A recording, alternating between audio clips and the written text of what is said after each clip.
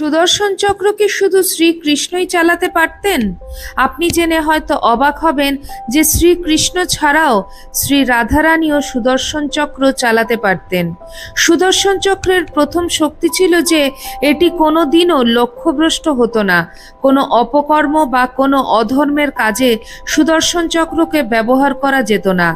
বিষ্ণু পুরাণ অনুসারে সুদর্শন চক্রকে ছোড়া যেত না, এটি মনের ইচ্ছেতে চলত আর শত্রুকে নাশ করার পরেই আবার ফিরে আসতো।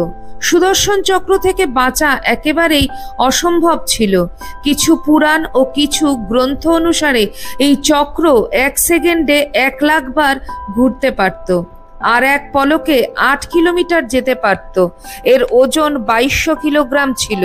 এটি একটি গোলাকার অস্ত্র ছিল।